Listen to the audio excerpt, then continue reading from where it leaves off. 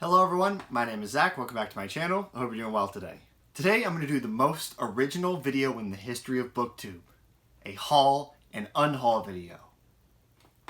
Yeah, in all seriousness, I know it's common, but everyone seems to love these, and I have picked up some books in the past few months, and I decided to get rid of some books recently, so I figured, hey, why not do a haul unhaul video? So I'm going to start with the unhaul and then work into the books I picked up. So the first 4 books I'm unhauling are all Signet Classics. When I first started buying books, I bought a decent handful of Signet Classics because I thought they might look nice on a shelf together, and for some reason I really wanted to buy classics at the time. And when I started getting a few, I realized they don't really look that great together because the spines don't really match all that well. So I decided to get rid of some of them. But the first 2 I'm getting rid of are Crime and Punishment by Fyodor Dostoevsky and The Phantom of the Opera by Gaston Leroux.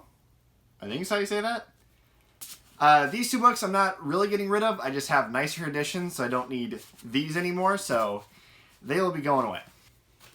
And the other 2 Signet Classics I'm getting rid of are The Complete Poetry of Edgar Allan Poe. I read this hoping it would help me get into poetry because I've liked Poe's short stories in the past. I liked a handful of poems, but overall it just didn't do much for me. I just think poetry and me are going to be a bit of a struggle, so going to pass this along. Hopefully someone else likes it more than I did. And the last Signet Classic I'm getting rid of is Beowulf.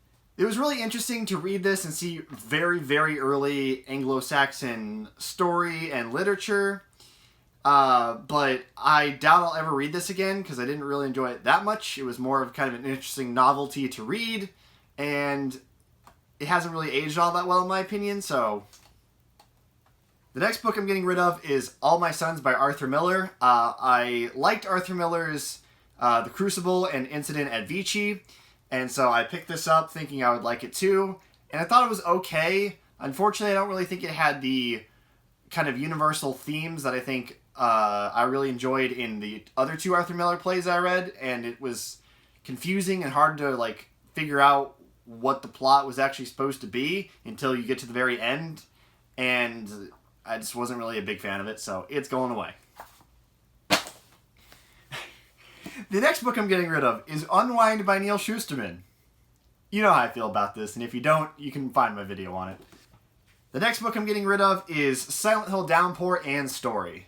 I featured this in one of my wrap-ups. I bought this way back in the day when I was really getting into Silent Hill, and this just isn't a very good Silent Hill comic, and it's not a very good horror comic in general, in my opinion. The art's not that great, the story's not really that great, and it was just okay. I don't know why I forgot to get rid of this when I got rid of books the last time, but somehow I still have it, so it's going now. So the only thing of value I really got from this was you find out which one of the game's multiple endings is canon, and since I don't really care about Silent Hill Downpour that much, it only sort of matters, so. And the last book I'm unhauling technically is both a haul and an unhaul, so this is a little bit of a pro-gamer move, as they say, but it's Dubliners by James Joyce. I had to buy this for a literature class I was in this summer, and in my literature class I talked about James Joyce really being important because of his writing and his writing style being the bee's knees, apparently, and yeah, the writing style is good, but writing style honestly comes really low on my list of priorities when deciding if I like a book, and he uses this good writing style to tell sad, miserable stories about sad, miserable people, and if I wanted that, I'd just watch the news. So now we're going to get into the haul portion of the video, and the first book I hauled was I Hate Fairyland Volume 2. I really enjoyed I Hate Fairyland Volume 1, so I went to one of my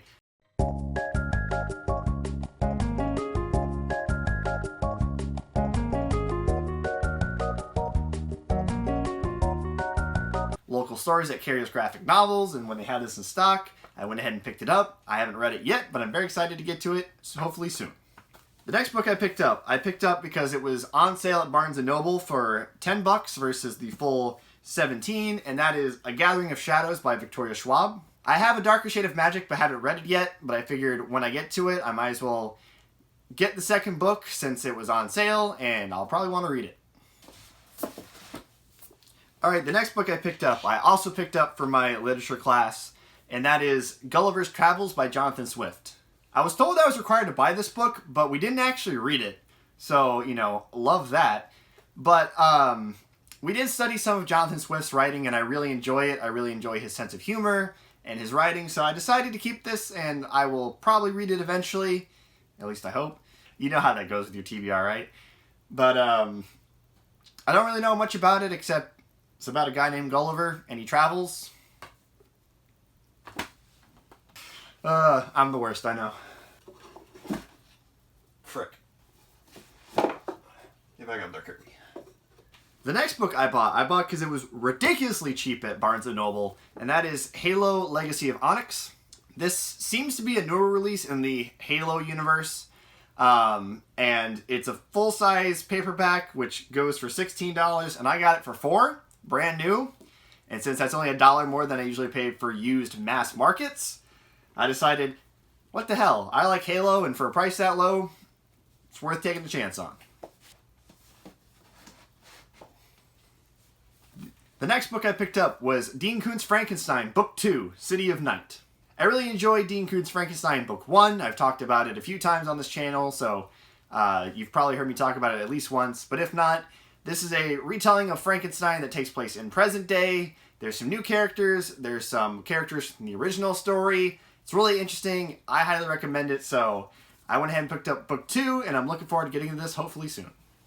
I feel like I've said that a bunch of times already. It's almost like I'm hauling books, and I'm excited to read the books I buy. What a concept. Next, I picked up Violin by Anne Rice. I'm wanting to do some diverse horror reading for October, so I've been slowly picking up some diverse horror books. I have this.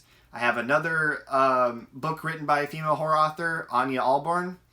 And I have a Japanese horror novel picked out.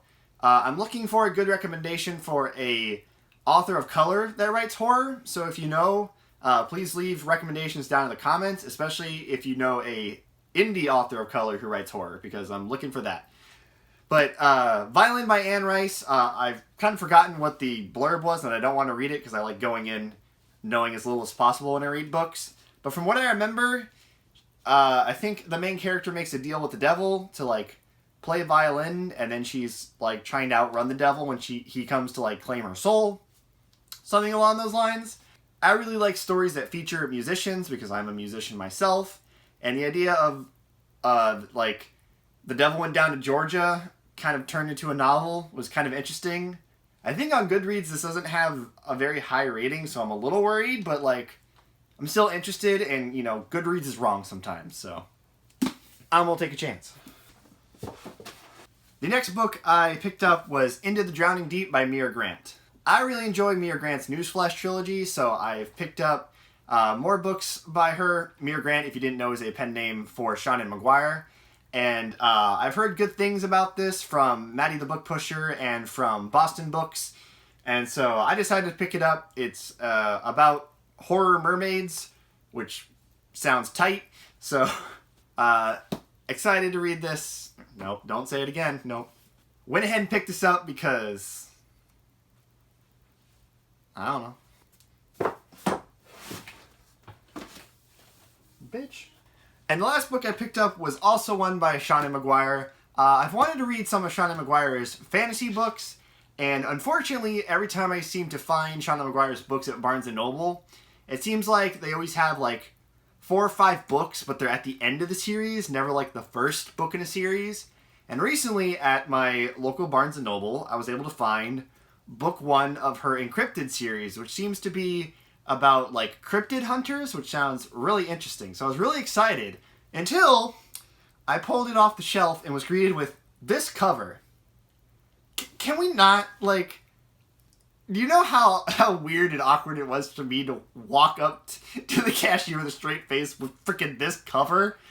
It was not one of my prouder moments, I will tell you, but this does sound interesting. I'm not really a big fan of, like, cryptids, but the idea of, like, cryptids being an urban fantasy and having cryptid hunters does sound pretty cool, so I went ahead and picked it up.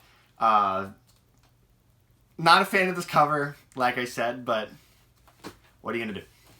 I also love, because of my shelves being alphabetical, this goes right near the Chronicles of Narnia with that cover. You gotta love it.